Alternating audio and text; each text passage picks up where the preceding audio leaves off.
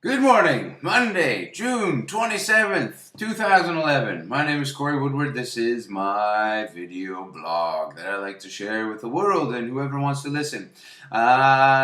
Looks like it could possibly be a nice day. I hope everyone had a beautiful, safe weekend and an enjoyable one. I myself had an interesting one. I got to go back to work. I got to do that and do some performing over the weekend. I got to put down cigarettes again over the weekend, which has just been a gas.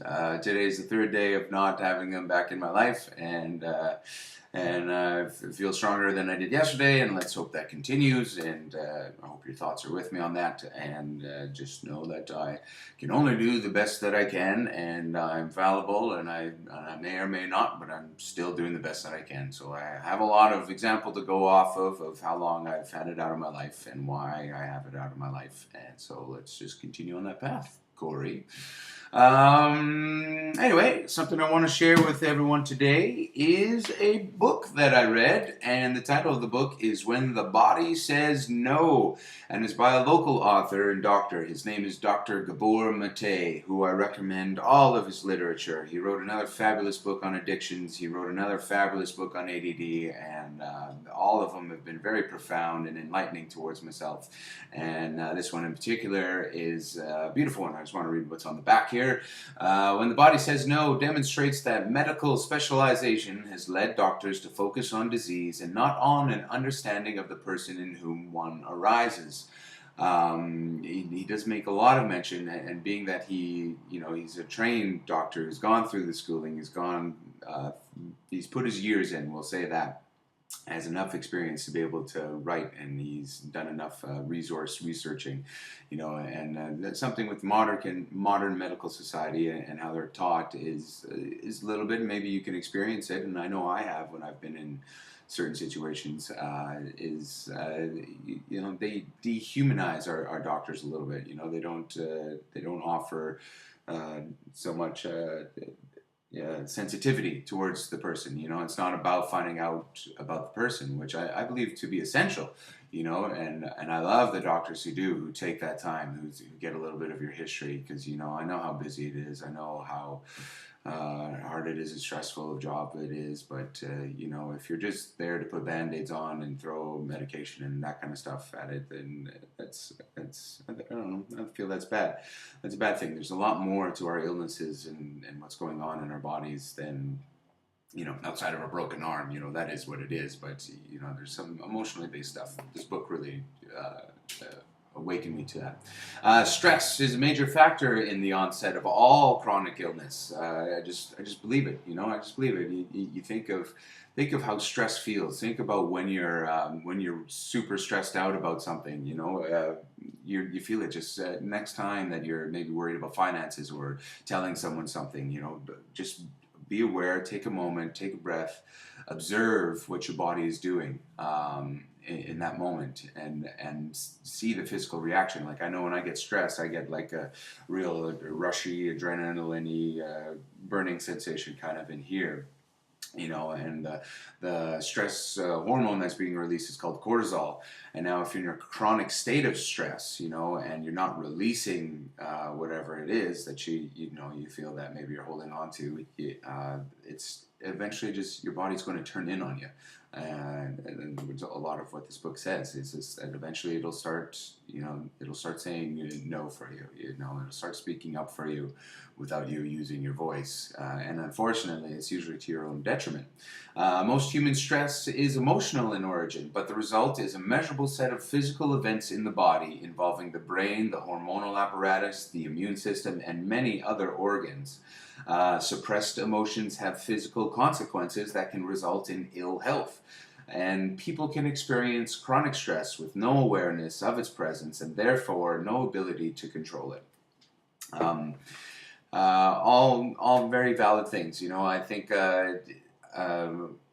when we do, I know from my experience, I've had many years of suppressing emotion and not saying what I really want to say, and thus, when you don't do that, it'll create a tension in yourself, it'll create anxiety, it'll create fears, it'll create a mental dialogue of all the stuff that you're holding on to. And sure enough, my choice of it was to try to escape it through outward means, such as things like smoking or drugs and alcohol. They all take part in that kind of thing. And but now I've made I've made some progress with myself, and I've made some conscious decisions to not alleviate my anxiety that way. I've given myself the opportunity to question, okay, why am I feeling this way? Why does this certain situation why am I reacting like this to this certain situation? And if I feel like I have something to say now, I think there's always those things that you feel you need to say, but you're scared to do it because you're scared of someone else's reaction. You're scared of the grief that's going to happen, or the uncomfortableness that may happen to be around the conversation.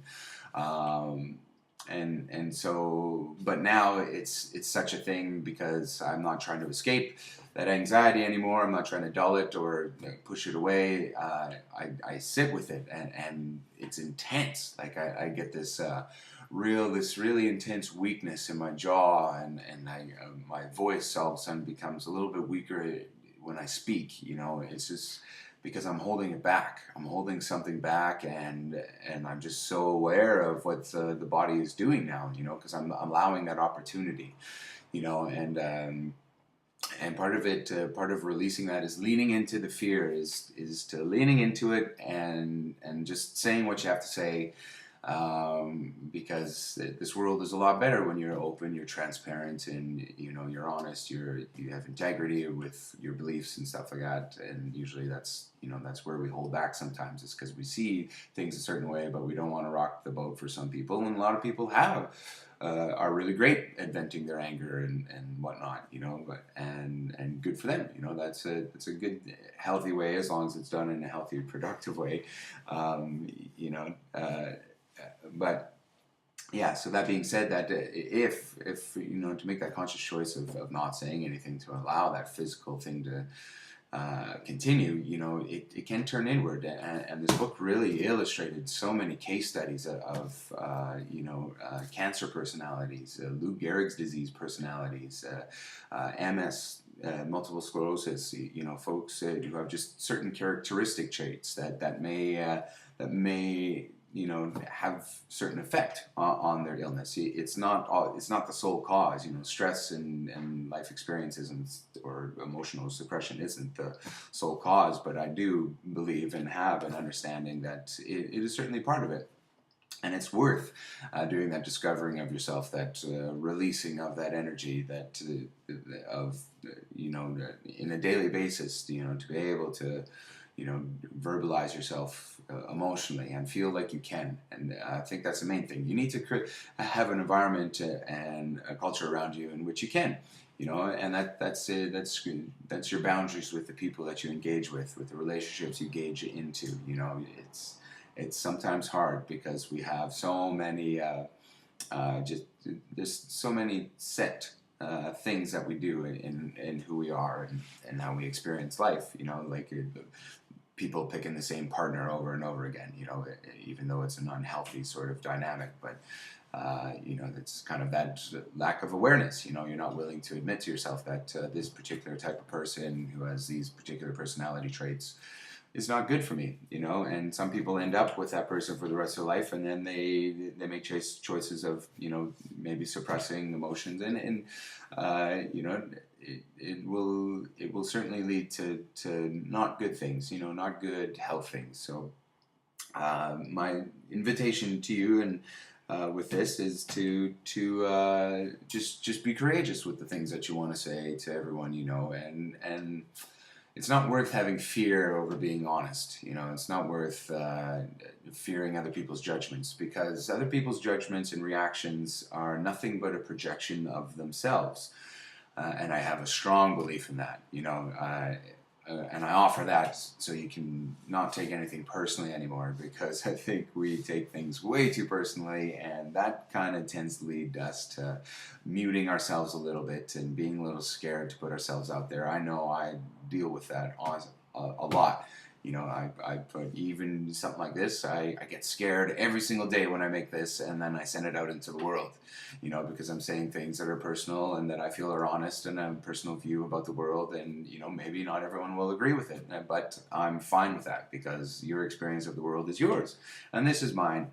And in essence, this actually brings me happiness, so that's why I'm not going to stay silent. I'm going to let this go. It's therapeutic as well. So if you're listening, awesome. Thank you for being my therapist today and listening to what I have to say. I hope that makes sense. I hope that hits home with someone. It's something I can go on for such a long time, but basically, you know, be aware of your stress. Listen to what it's doing in your body. Be willing to be open, honest, and transparent with the world. It's beneficial, and it's beneficial for you, your mind, your soul, your body, and that. So yes, I wish you nothing but happiness today. Happy Monday, June 27th. I hope the week brings you good things, and here's to another day of not smoking, and here's to you, who I think is just really beautiful. You look really lovely today. That was a good outfit. I like what you're wearing. All right, take care. Bye-bye.